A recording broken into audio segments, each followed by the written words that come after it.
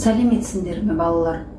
Бүгін біз сендермен қазақ әдебиеті пәні бойынша Ахмет Яссауидің Диван-ы Хикмет шығармасының тарихи құндылығы тақырыбында сабақ өтетін боламыз. Бүгінгі сабағымызға негізделген оқу мақсатымыз шығарманың идеясын анықтай отырып, тарихи және көркемдік құндылығын бағалау.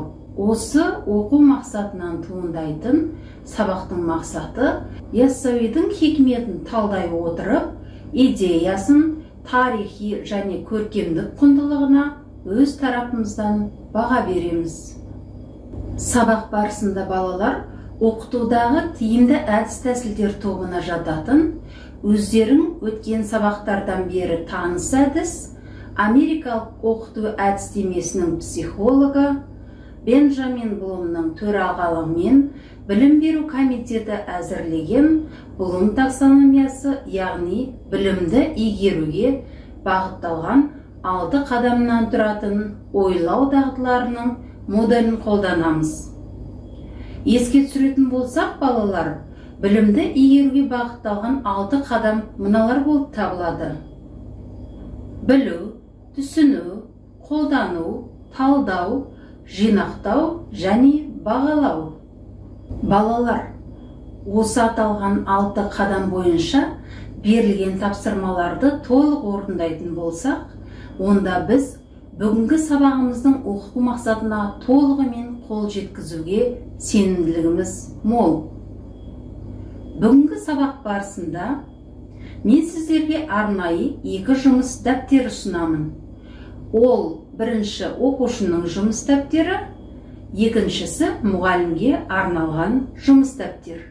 Оқушы жұмыс дәптерінен берілген тапсырмаларды орындап, мұғалім жұмыс дәптері арқылы орындаған тапсырмалардың дұрыс-бұрыстығын өздерің салыстыра тексеріп, өз-өздеріңді 1-ден 10-ға дейінгі балдық жүйемен бағалап отырасыздар.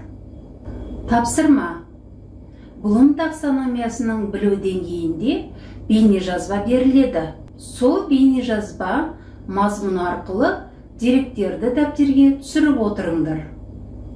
Білу деңгейі ең төменгі деңгей болғандықтан, бұл тапсырманы дұрыс орындағандарың үшін қоржындарыңа 1 балл қосылады.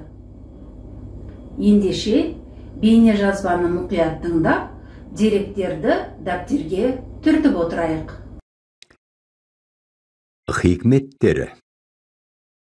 7 жаста арыстанбап келді маған, Хақ Мұстафа аманатын берді маған. Сол сәтінде көңілім тауып баян, нәпсім өліп тәңір жолына түстім менде. Құрма беріп мейірлене назар салды, сол заматта кеудемде бір шырақ жанды. Еркелете шақырып қасын алды, мектеп бар бек қуанып тұрдым менде. Уа дариға, махаббаттың дәмін татпай, жарда сүймей, үйді ойлап дүние таппай, ойсыз қамсыз, шайтандықтан бойды тартпай, жан берерде жан таласқа түстім міне. Кәміл пірім қызметінде тынбай жүрдім, дамыл таппай көзілмей зырлай жүрдім, әзәзілдің арбауына қыңбай жүрдім, сосында мен қанат қағып ұштым міне. Сөзімді айтсам, зейін қояр барша жанға, жан жылуын, жүрек отын аңсағанға, демеу болсын ғарып бақыр шаршағанға, кекірейген кердеңдерден қаштым міне. Қам көңілдің қайғысына дауа болғын, жолда шаршап ашыққанға сая болғын. Мақшар күні мархабат ет пана болғын, мейірімі жоқ, мендерге қаспын міне. Даналардың айтары келер болды, қияметтің қиянаты түнір болды. Ақмақтар айғаймен жеңер болды, бұл не деген замана болды достар. Үлкен кіші адамнан ибалық әдет кетті, қыз бозбала жастардан әдеп кетті, мінез құлықты бұзатын әлек жетті. Бұл не деген zamana boldu dostlar.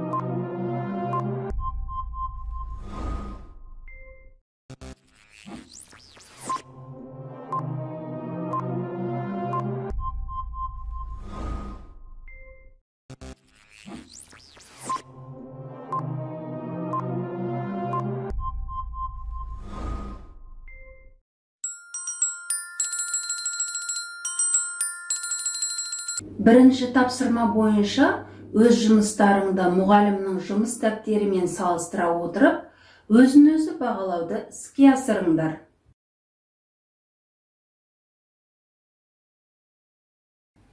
Түсіну деңгейінде берілетін тапсырма сіздерге қазір ұсынылатын ақпарат бойынша факт мен көзқарасты ажыратып, зерттеулеріңізді таблица түрінде жасайсыздар.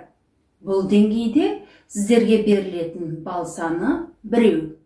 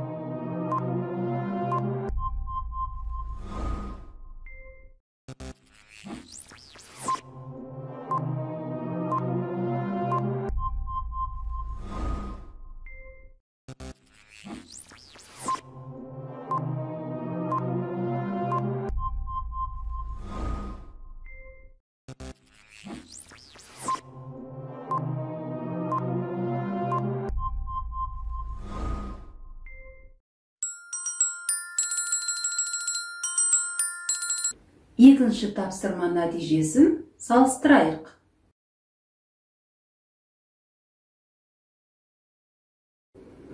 Сендердің екінші тапсырма бойынша берілген жауаптарың мұғалімнің жауабымен сәйкес келеді деген ойдамын. Келесі қолдану деңгейінің тапсырмасында бейне жазба мәтіні бойынша ашық сұрақтар құрайсыңдар. Бұл орта деңгей тапсырмасы болғандықтан сендерге берілетін балл саны 1.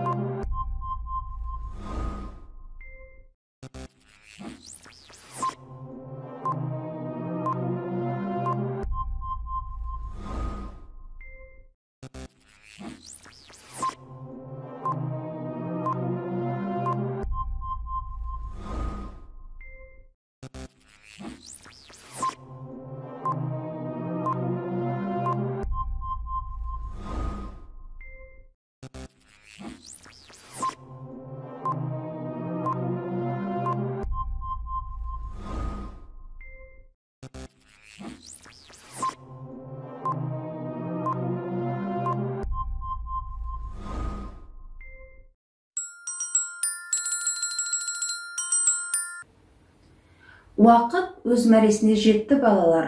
Үшінші тапсырма нәтижесін салыстыра отырып, өзін-өзі бағалауды жүзеге асырамыз.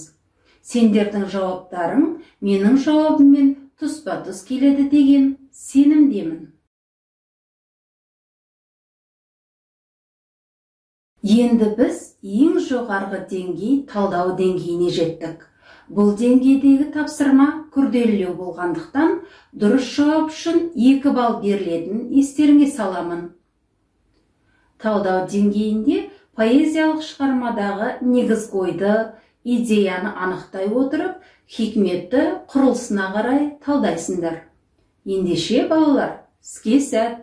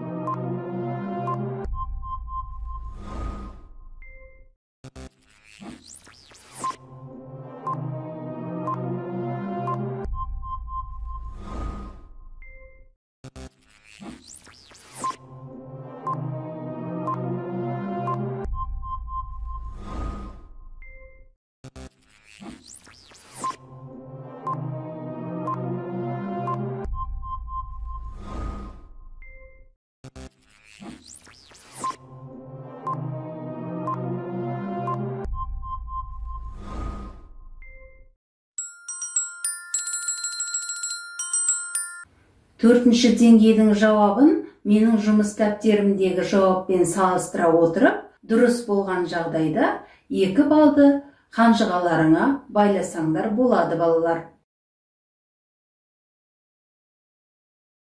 Синтез деңгейіне де келіп жеттік. Бұл деңгейде 2 балл беру ұсынылған. Жоғарғы деңгей тапсырмасы экранда көрсетілгендей 6 сөйлемнен тұратын эссе жазамыз. Эссе мазмұны яссауи хикметтеріне байланысты болу керек.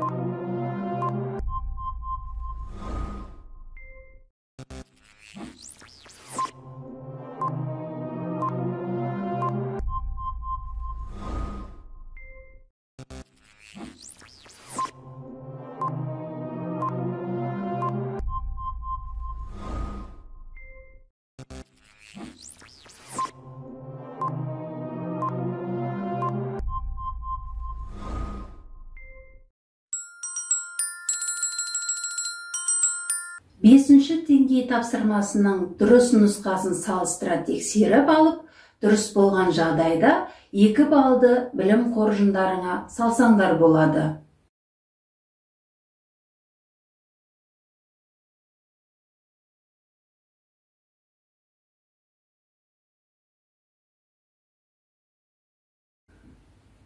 Бағалау деңгейінде балалар, яссауи хикметтері туралы сіздің ойыңызша, сондай-ақ хикметтеріндегі маңыздылар не деп ойлайсыздар? Хикметтің тарихи маңыздылығына, көркемдік құндылығына баға бересіздер.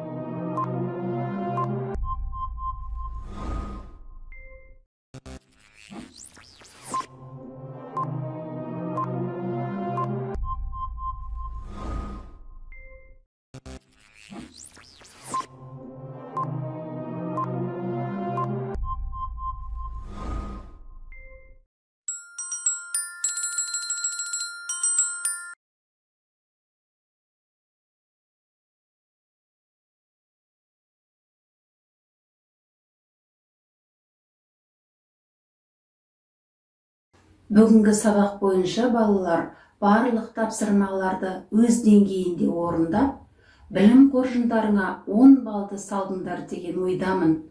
Осымен бүгінгі сабағымыз аяқталды. Сау болыңыздар.